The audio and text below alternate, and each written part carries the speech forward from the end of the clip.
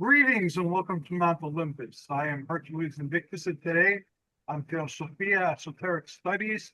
I'm here to explore the mysteries of the cerulean sphere with Ammon and Setna. Greetings, Ammon. Greetings, Setna. Greetings. Hi, guys. Greetings to you. How are you? I'm doing, Great, thank you. and today we're going to, among other things, learn more about this book. This is a book that Ammon wrote. It was recently published, and it features artwork by Diane Duncan. And look how thick it is. There's well over 500 pages here. Am I correct, Ammon? Yeah, about 840 or Wow. so. So why don't we start there? How long did it take you to put together this massive volume? Well, first, it's nice to see you, Setna and Hercules. Greetings, guys. I hope you guys are doing all right. Doing okay. How about you? Good, good. Yeah, very well, thanks. I brought my cerulean sphere, my small cerulean sphere here, the lapis sphere, and then I brought my big one, or bigger one. I got this at a local crystal rock shop here by me, and I use them, like Setna has recommended. I use those during my meditation. Um, so, well, thank you, Hercules, for talking about the book a little bit here at the beginning. It's the League of Azure Blue Angels. And to answer your question, it took about 10 years to write. Um, of course, there's a lot of autobiographical material in there, so I guess it kind of took a lifetime to, compile, write, what have you. But about um, 10 years ago, my wife and I started kind of just compiling all the work that we were doing with our spiritual studies, some autobiographical material, and also our team meetings, our celestial team meetings that we were having with the Father, local universe Father, Zeus, local universe Mother Hera. So a lot of that is documented and explained in the book. So 840 plus pages, about 10 years. Wow, it is an impressive tome. As you know, I've been diagnosed with Parkinson's, and my Parkinson's medication has wrought havoc with my eyes. So it's going to be a very slow read for me to get through all the pages because I'd sit here with thick dollar store glasses and a magnifying glass and look like this to read anything. But I will get through it one day. Well, I'm very God bless you. God bless you, Hercules, on that. Thank you very much. And now, for those listening in, what exactly do you mean by angel? Because in the original Greek, the word angel, angelos, was analogous to the Hebrew word malach, and it meant literally a messenger. So if I asked Sedna to give you a call and tell you something, give you a message because I couldn't reach you, he would be an angel by definition. And in Greece, the angels, it was a job rather than a description of a type of being. And there are angels in Greek mythology and in ancient Greek religion, and only a few of them are named. Like Hermes is an angel, Iris is an angel, Angelia is an angel, and Hecate is listed as an angel. And I believe there might be one more, but I don't remember who it was right now. But that's it in all of the corpus of the lore. And when Christianity became the dominant religion, of course, they adopted a more Hebraic angelology. So, but Senna, what is meant by angel in the Egyptian paradigm? If someone talks about angels, what do you equate it with? We would call them nomarchs. They are, as you say, messengers. The most famous ones, of course, would be Anupu, Anubis, and Apuat, his twin brother. They are a black and a silver, identical twin dog-headed gods, the dog heads being masks. They are like Hermes in the Greek. messengers. They are sent to tell someone, a pharaoh, a priest, a common man, something that's going to happen next. Um, we have been getting a lot of messages at my temple now from Anupu and Apuat. So it's very interesting. The people that were looking at the Great Pyramid, that were going in to find those shafts that are there that they found, used a little device, a robot that could go through those little shafts. And Yeah. he coincidentally is called Apuat. Oh, He is the little, he is the opener of the ways. He is, I guess, like in The Last of the Mohicans, he's Pathfinder. So it's the same thing, and it's an interesting thing because they can go into the physical plane in a physical body, or they can go in through a semi-spiritual or semi-translucent body, just as the other traditions all over the world say angels do. In Greek, the word nomarch or nomarchos means a leader of the law. Nomos is of the law, and I assume means the cosmic law, and akos means a leader, the first, the shower of the way. So it'd be a leader of the law. Well, the other thing about in Egypt is that the nomarchs also, as human beings, are governors, and they could be male or female. The Egyptians didn't have problems with a woman holding an office, as many other ancient cultures did. It was kind of interesting. So you could have a woman running for governor, let's say of Thebes or Hercules or what have you. They were more progressive than us, it seems. Here in the Well, I mean, you had a pharaoh that was a queen, wasn't she? Yeah. yeah, Hatshepsut. Well, there were three yeah. others too, but Hatshepsut is the most prominent one. And they wore beard disguises. Well, she did that because they weren't accepting her as a woman. Mhm. Mm. So she bound her breasts and she put on a false beard. And when she stood out in front of the populace, they saw what they thought was a man. And now I'm trying to imagine modern progressive politicians wearing beard disguises. I don't think Kamala Harris should have worn a beard. No. I also. So Ammon, what is the definition of angel in your tone? Like, what are angels exactly? Well, gosh, angels angels perform a number of duties, I believe. Well, in the Bible we have Gabriel, Archangel Gabriel, messenger to Mary, telling her that she will be bearing Jesus, at some point. In the book, in the League of Azure Blue Angels, um, the Azure Blue Angels are um, they are headed or led by Hestia, is Hestia in the Greek, and Archangel Mhm. Gabriel.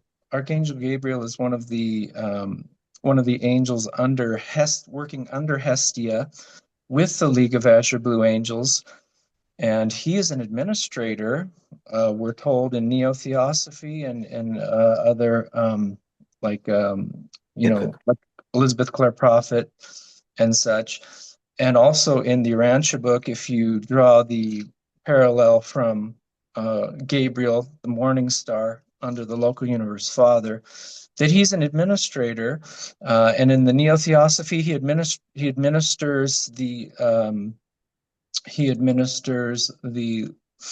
solar system, and in the Urantia book, I believe, solar system from Venus, from the planet Venus. In Neo-Theosophy, he is Sanat Kumara, and his divine consort is Lady Master Venus. They administer, they also oversee, they also um, help the Earth, the sister planet. In the book specifically, um, Archangel Gabriel is, I believe, one of my guardian angels, as a matter of fact. And I feel like he's been helping me, giving me messages and helping me personally, guiding me through my life up to this point. And the League of Azure Blue Angels performed um, like toward the end of the book, I tell the story of how there's an angel named Azure Blue who is in the League of Azure Blue Angels. And I feel like, and I say this in the book, I feel like Azure Blue and his consort, Azure Lena, and a number of other angels that came toward the end of Diane's life in 2024, especially in October and December, that I believe that they provided her not only with messages, but with some comfort too.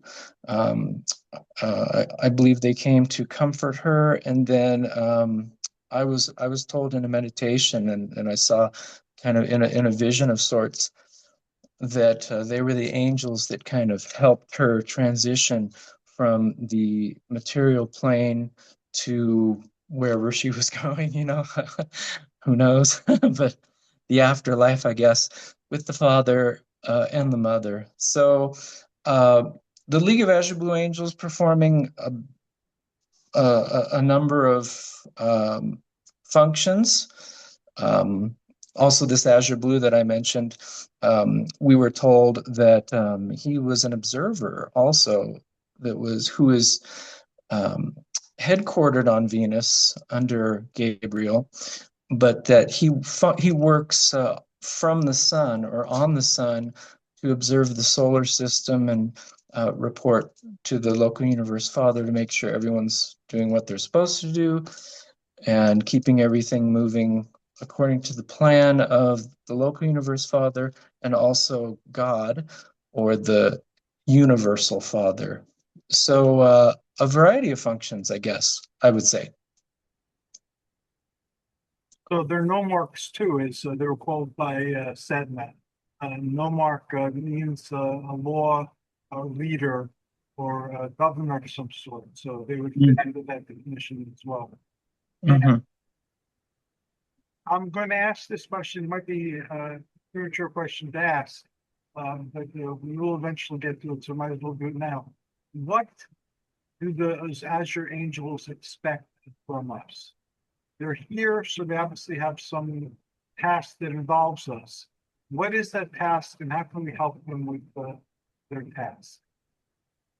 Well, their task is to work with the local universe father and local universe mother, who are I don't know if you remember Hercules, but you know, we've been together for 10 years on our radio program.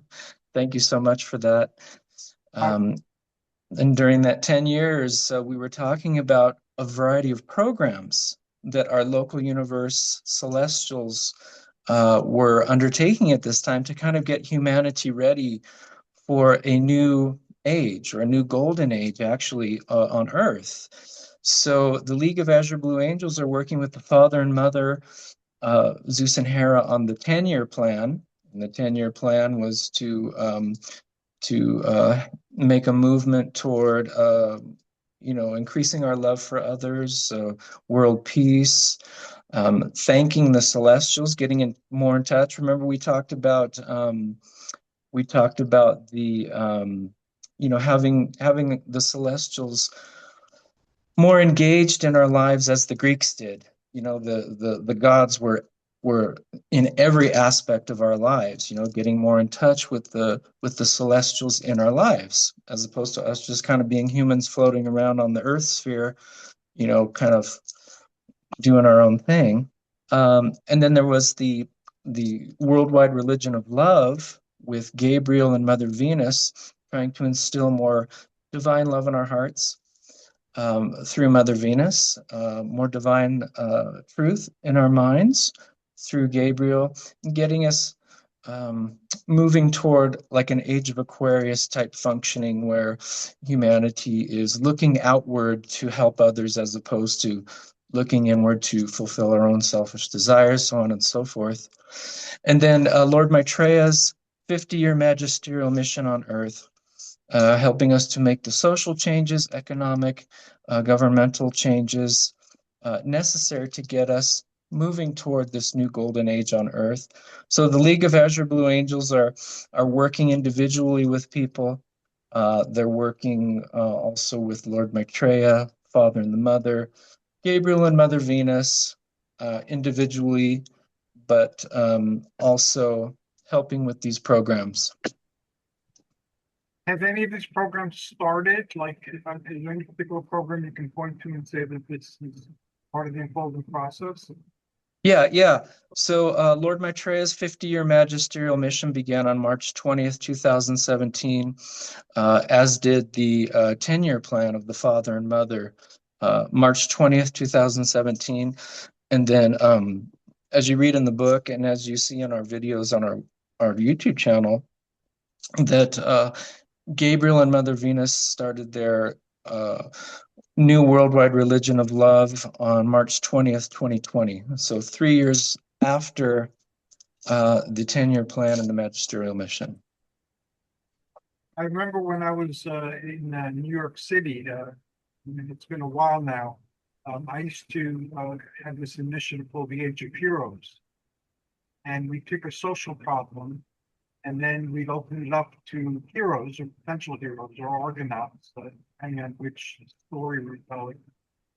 But one of the services that we offered, in addition to like specific services like making computers available during the dawn of the computer age, when there was a new digital divide, dividing people who had computers from people who can't afford computers. So that became one of our Age of Heroes initiatives, and the monster that was used to represent it was Gningagap, the gaping void in Norse mythology. It was creating a void between the haves and have-nots.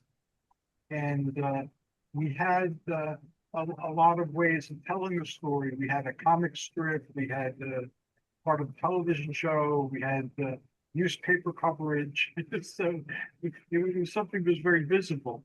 And at one point, we were knighting people who were contributing time or energy or knowledge or expertise toward making this reality happen.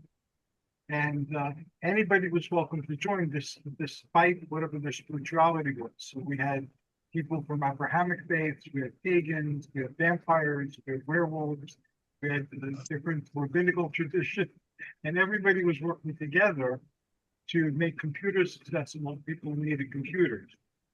And there was no proselytizing allowed, religious arguing allowed. That's good. Yeah. Play nice.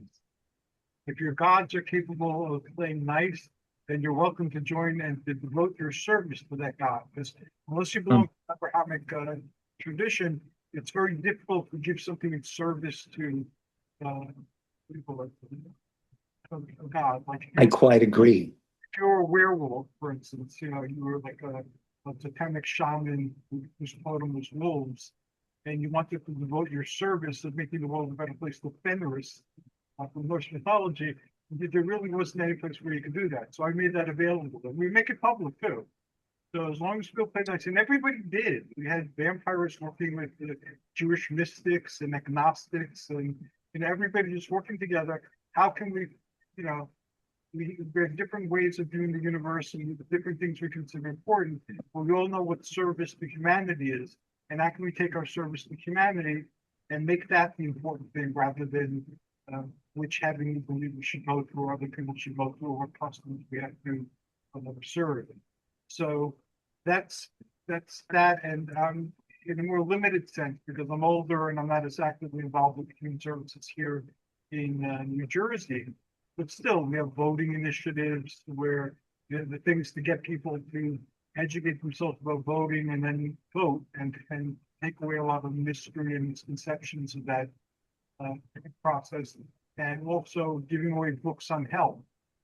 So not selling a particular mode of getting healthy, but giving away books for people who might want them, and hopefully if it serves your need and you no longer need it, give it to somebody who might not be able to afford it, and it can take them further on their journey.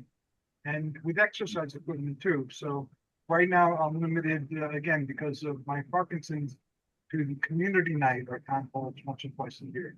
So even that once or twice a year, I'm at a table and I have things to give away and I have information to give away. And there's so much fear around the healthcare system in the state, the government intervention. So like attacking that to minimize the fear and to show people that they have options, even though it seems like you don't, you do have options. There's always somebody somewhere that is there to help you in particular.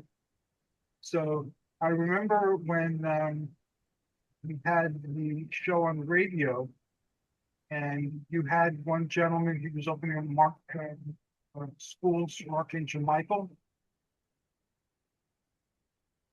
Do you remember him?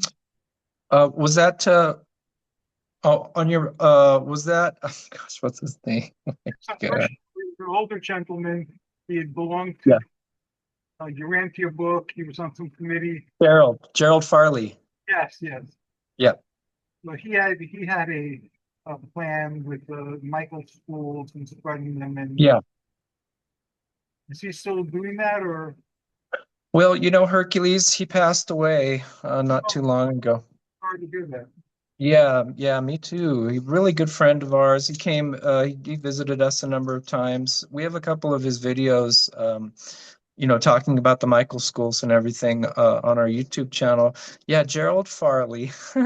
Yeah, he passed away. He was in his 90s, and yeah, he did a really good job, you know, for the Rancher book, and he was also part of like local communities trying to promote awareness, you know, of Michael and Michael schools, and kind of getting in touch with higher dimensional thinking, and you know, raising your vibration, your personal vibration, you know, to improve yourself and improve you know, your community and the world, of course. You know, but yeah, that's totally my approach. Hercules and Setna is you know, just there are so many modes. Bless you. Thank you. There are so many modes of finding you know, the divine source, the one, the all, the universal father, and the great thing about the new worldwide religion of love and Excuse me, oh no yes, please. offense. What do your angels think about all these wars that are going on now? Is that part of the plan too? There Well, are that all over the world, there are wars, horrible yeah. wars. How are they going to fix this? Well, that's you know, I that's need to know humanity. now. Okay. Humanity is evolving, Yeah, right? it sure is. And some of it Constantly, isn't very good. yeah, constantly evolving. So I think in one particular aspect, I believe that Lord Maitreya, because we were having celestial team meetings with Lord Maitreya and his team, and he was saying that they were putting a particular focus on the Middle East.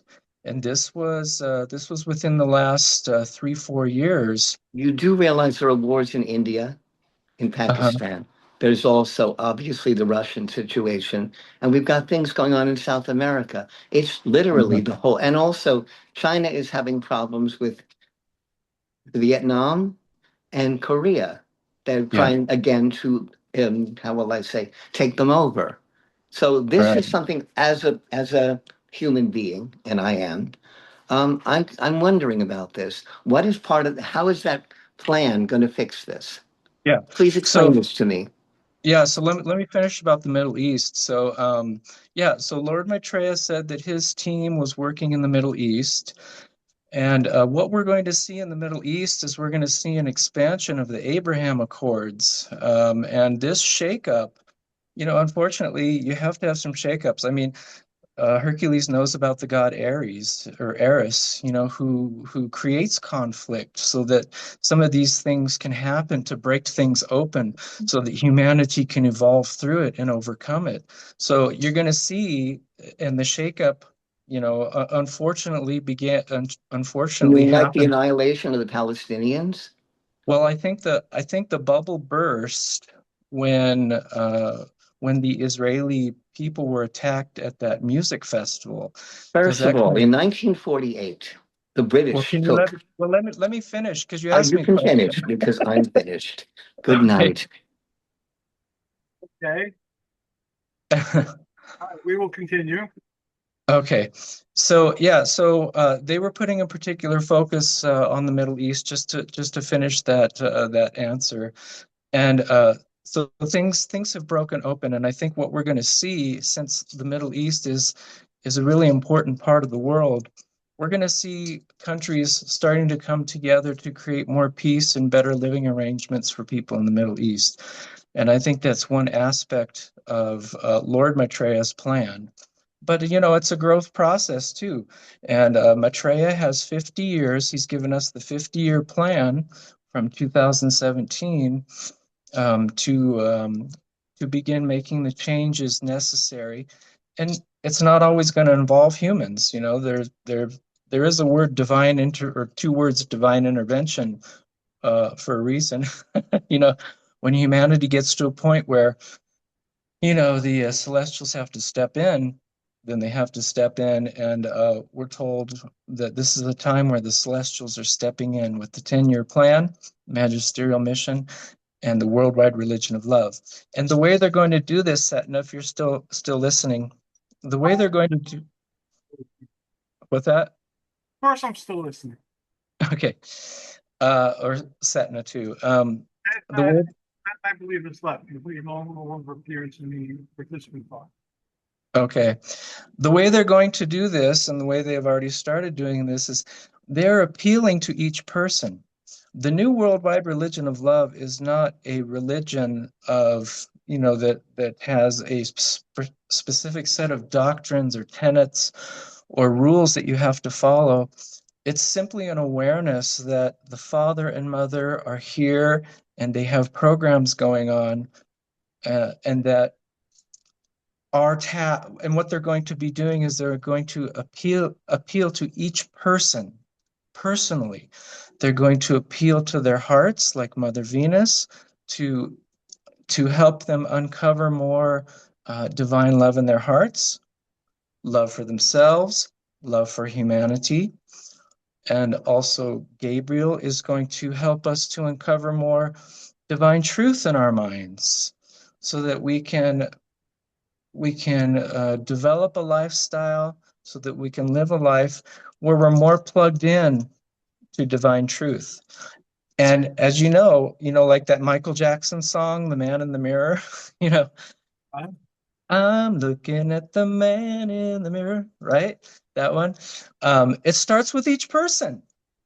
It right. starts with it starts with each person. And as the person grows spiritually with more divine love in their hearts and more divine truth in their minds and shining more of God's beauty, they will not only benefit and grow, but it will spill out into the collective subconscious or collective uh, superconscious, the divine soul, the oversoul, so that things over time will improve.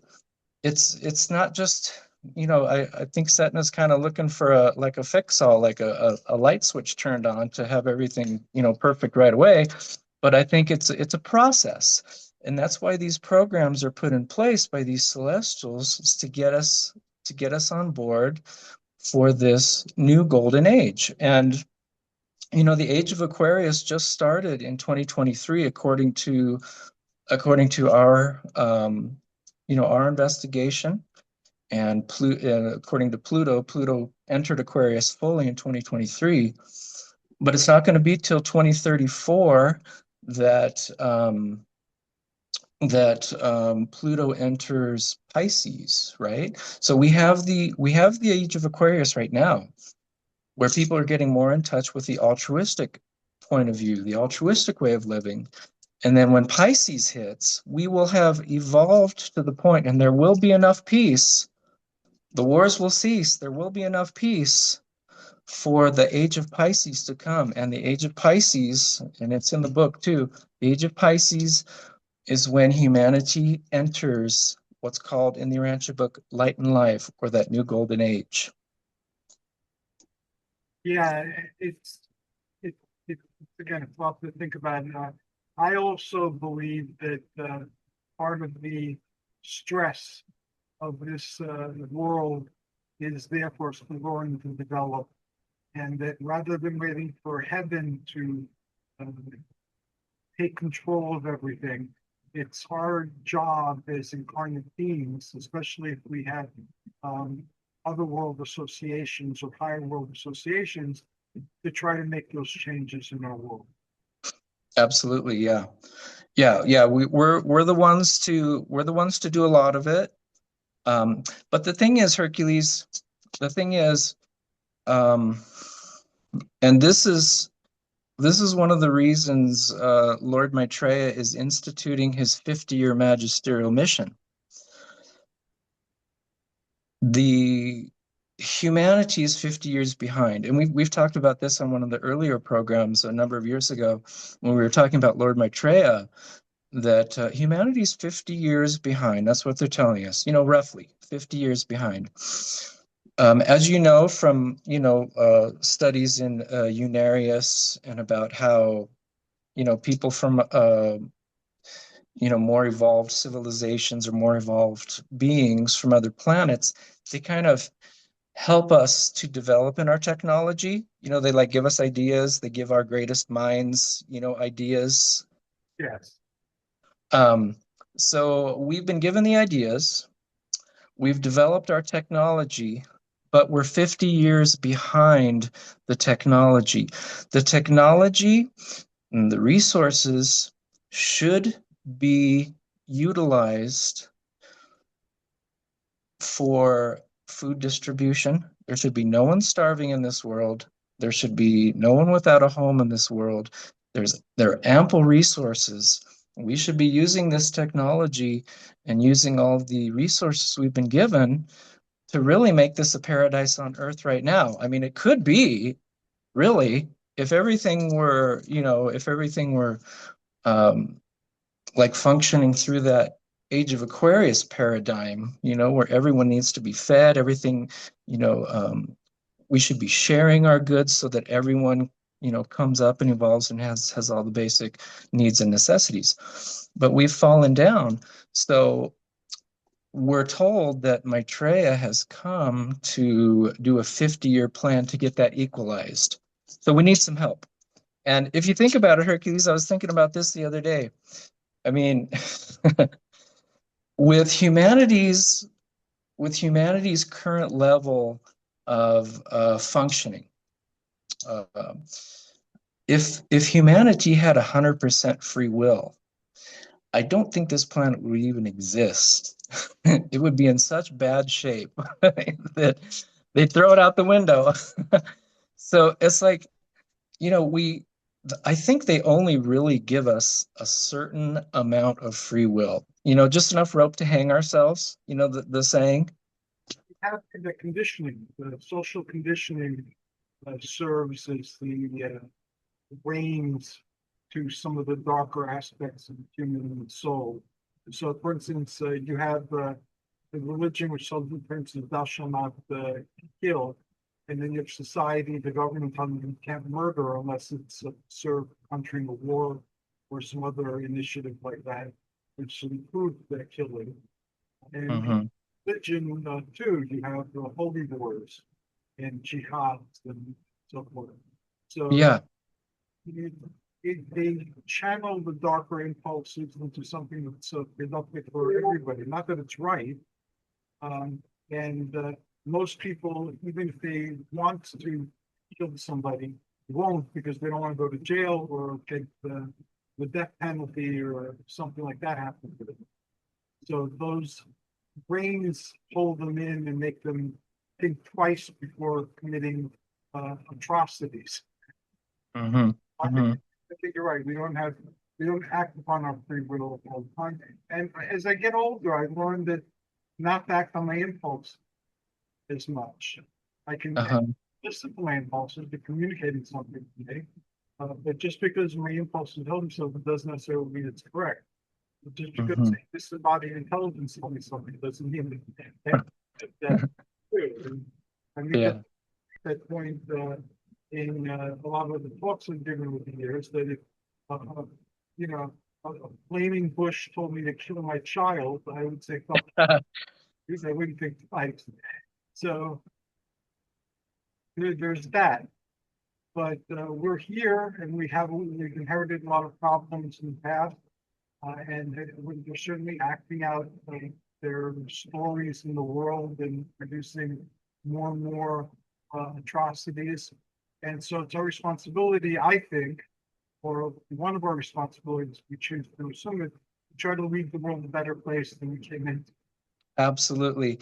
Hey, Hercules, I was thinking as you were talking also, you know, the Urantia book has a really nice perspective. I really like the Urantia book for a number of reasons. There are a couple things in there, of course, that you have to question, because so many people were involved in the production of the Urantia book, but I really believe that the Urantia book has a really fantastic approach. Remember, we've talked about it being, hopeful. It says that the universe is friendly, and one of the great concepts is that we are working hand in hand with the celestials. The celestials are up there, or wherever they are, they're reaching down to us, incarnating even. We hear, about celestial local system celestials incarnating on different planets. Adams and Eves are upstepping planets. The Father himself has incarnated. Melchizedek's incarnate. And I think that they reach down to us, to help us in our quest for God perfection. And here we are, on the lower levels. We're working to reach those God levels and that perfection. But the great thing is that what the Urantia book says is that each party, the higher and the lower, receive a mutual benefit from the relationship, that they grow also by helping us as we grow with them helping us. You know what I mean? It's maybe we shouldn't necessarily see it as divine intervention, although there are crisis times, there are magisterial missions. Melchizedek's, there are emergency Melchizedek's come, for a variety of reasons. But for the most part, I think it's a collaborative effort, but at this time, we're being told that there is a situation where we need to get on board, we need to get back on track. We're 50 years behind if we're going to reach that milestone of the light and life, which, relatively speaking, could come really, really soon because we've made so many advances. Mm-hmm. It's certainly a great adventure, and the way I look at it is in direction with the celestials. It gives you access to adventures that you might not normally have as a mortal being in our culture. And it is, to me, important to try to see things from as many different perspectives as you can. So why not a celestial perspective? Why not a divine perspective? Again, we're the ones here living, so we have to ultimately make the decisions and take the responsibility for the decisions that we've made. Mm-hmm. Yeah. Lazy to just ascribe the words that someone said, that the divine being said, without attempting to contact the divine yourself to check the reality of those words, because people can say anything they want. Mm-hmm. And just because somebody said something doesn't mean it's true. Just because somebody wrote something somewhere doesn't mean it's true. But it's their truth. And it's important to look at other people's truths. That's why the Age of Heroes was structured the way it was. Yes, we don't believe the same things. We have a concept of divine, but radically different. The Olympians are very different from vampire gods. But we're all Right. in Brooklyn to be able to access computers and learn how to use them. So that together, the service to the humanity we all share, and then we can worry about the squabbles in heaven and hell and later on. Yeah. And one of the and I write this toward the end of the book, because the last few the last few chapters are on the programs, that the celestials are helping us with. And one of the things that Lord Maitreya mentioned to us when we were having a celestial team meeting with him, and oh, by the way, I just wanted to tell you that the that the current book that I'm working on, my third book actually, because my second book is I'm working with the publisher on it right now, the second book. That one about it. Yeah, it's a small little volume, but it's called A Letter to the Youth of the World. Oh, yes, you did tell us about that. Okay. Yeah.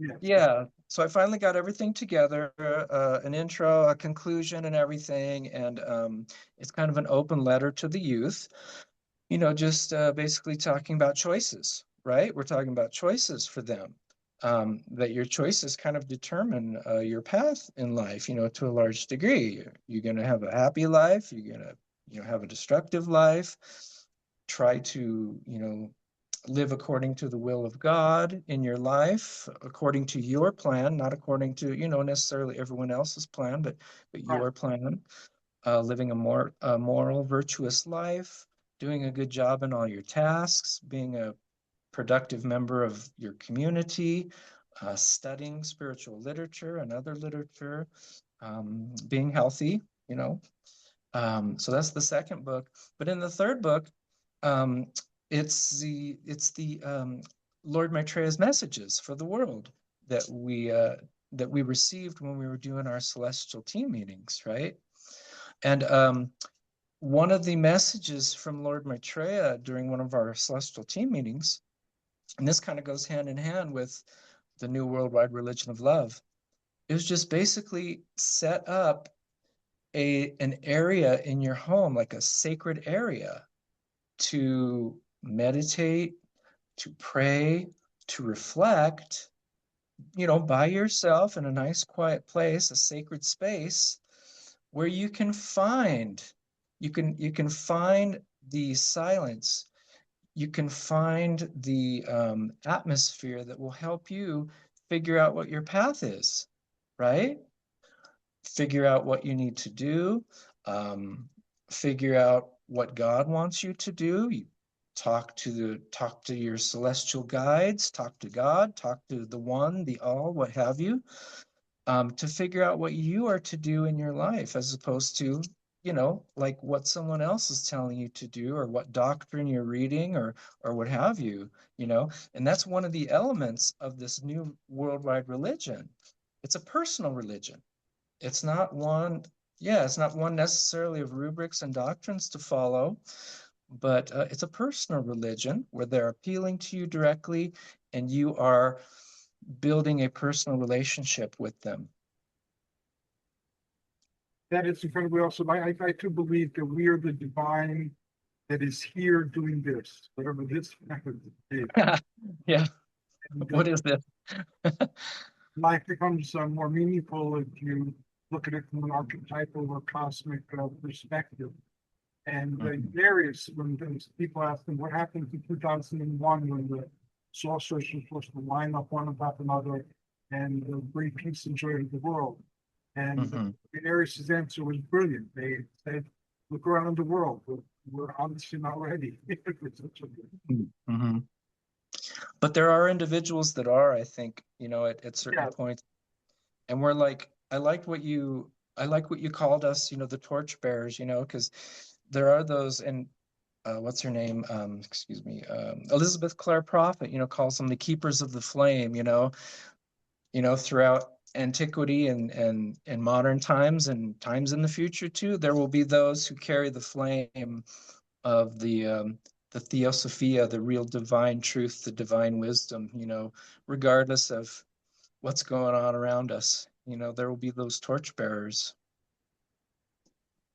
I'm honored to have you, a torchbearer, as a friend and as someone to have conversations with at least once a month.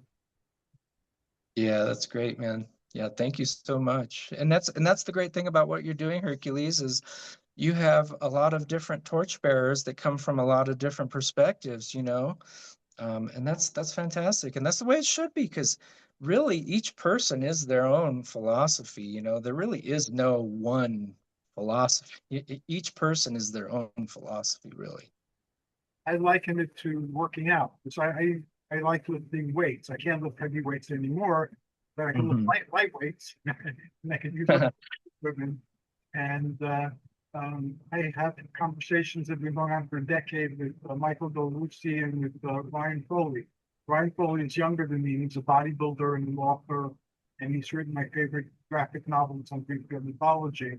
Michael Dolucci is about a decade older than me, and he's in his 70s now and struggling with some of the same things I'm struggling with. Oh, I'm sorry. But we don't, like I'm a carnivore, or at least an omnivore, and he's a strict vegetarian. So we believe in different approaches. But so, okay, I don't have to buy vegetarianism, I don't have to buy eating meat. But we can talk about other things, and we can talk about things that we do agree on, like the vitamins. And what seems to happen there, and it seems to happen in philosophy and religion too, is something will work for you for a while, or it won't work for you for a while. And then the day will come when it doesn't work for you anymore. And you just start the process over to find something that works for you. So you go Yeah. to knowing, and Ryan Foley and other people have had in the business field, they've written books or programs have agreed that, you know, it's all a process and everybody is different. There's some general things that are true.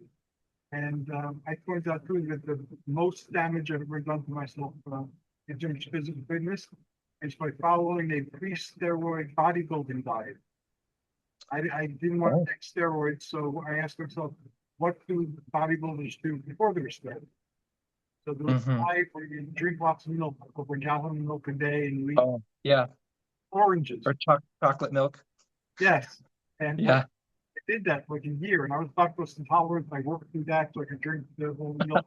Oh, And I looked great. I've never been more muscular, more strong, and I mean, I really heavy poundages and pounding that. And so I started to walk, falling down stairs. oh, Worked, and it turns out I gave myself diabetes by feeding myself a lot of sugar. The milk is oh, oranges are sugar. yeah. Eating tons of sugar over the course of a year, and whatever pre-genetic or genetic predisposition I had towards diabetes had a chance to manifest. So just Mm. because something is ancient and venerable doesn't mean it's not healthy. Yeah, sure. Yeah. Yeah, you kind of have to find out what's best for you really in that particular way. Like I've just started a new exercise routine, of my own. I played soccer well, I've been playing soccer or was playing soccer, since like age 5. And I played up until my second year of college. And of course, I learned a lot of stretching exercises, running exercises, physical fitness exercises, conditioning, and weight training and stuff like that. So I've shed about 13 pounds since last Christmas. Fantastic. Yeah, because after Diane passed away, I kind of pigged out, like comfort food type situation. So yeah, so I've taken about 13 pounds out. But what I used to do is I used to do lots of sets. I used to do like 2 or 3 sets of a particular routine, and I found that lately, because I kind of kind of building a new exercise routine. I've noticed lately that it's a little more strenuous for me to do like multiple sets, So it kind of gets my heart rate up a little bit too much, and things like that. And of course, I'm working full time and all that. But so what I've done is I've built my own routine out of my knowledge from soccer, from the time that I took Pilates for a while, the time that I took yoga for a while. And it's kind of like a hybrid where I'm just doing one set of a number of low impact exercises, and it seems to be working for me. So it's like I tailored it to my current needs, as opposed to like a cookie cutter type routine. You know what I mean? Like kind of what you did. Exactly what you mean. I made my own routine too based on everything I've known, and I play with it all the time. I experiment with it. Unfortunately, we're running out of time for today, but I would like to invite you not only to our to this show where we're going to be discussing Blue Angels and all the information that's shared in your book and on your programs on YouTube. but, and the UFO Entity Enigma program that Joe was, invited to if you. Thank you. But also I'm going to invite you to one of our health programs. And you could share your journey. And again, it's not who's right or wrong. There's nobody to convince. It's just, you could say why you believe what you believe, how it's helping you or not helping you, what you're doing or not doing. And then we'll, every now and then, if you're free, update us on how your journey is going. And the show is not only about health and health information, it's about the journey we all take toward optimal wellness. Well, that sounds great. That sounds great, Hercules. I'd love to do that, definitely. Yeah, and you learn a lot when you talk about like health and your, your workout routines and things. Like at my job right now, I have a number of people that come from all over the world to our store, and I talk to them, and like the guys that come in that look like they're, doing pretty well, I say, I ask them, well, what's your secret, and I've learned a number of things from that. So yeah, that'd be great. I'd really appreciate that. Okay, you're welcome, and that's, I'm not helping people with computer skills, but I'm helping people sharing journeys and giving away resources, whether they're online or physical books or exercise equipment. And this way, it's not a big thing, it's a little thing, but it's something that we can do, and it benefits us and benefits other people who are listening or attending as well. That's great. How can they find you, and how can they get your book? Yeah, the book is on Amazon, and it's on Barnes and Noble and a few other online book sites. There's a Kindle you can get. It's in paperback. This is the paperback version, and the one I sent you was the hardcover. There's also a hardcover. You can also contact me at League of Azure Blue Angels at gmail.com, League of Azure Blue Angels at gmail.com. And that's kind of where that's kind of where my dialogue is happening, for the book. So that would be a good place. Fantastic. Because, again, my memory's not as sharp as it was. If you could send information in an email, I will address you there henceforth. Okay, that sounds good. I'll do that. Yeah. Okay, thank you very much. I wish you well, and I wish you success in all your endeavors, including this wonderful book. And I'm looking forward to continuing our conversation. That sounds good, Hercules. Thank you so much for the opportunity. And tell Setna, God bless you if you see him or talk to him. And I'd love to talk to him again on the show. Hope so. Okay, I hope so too. Be well. All right. Take care.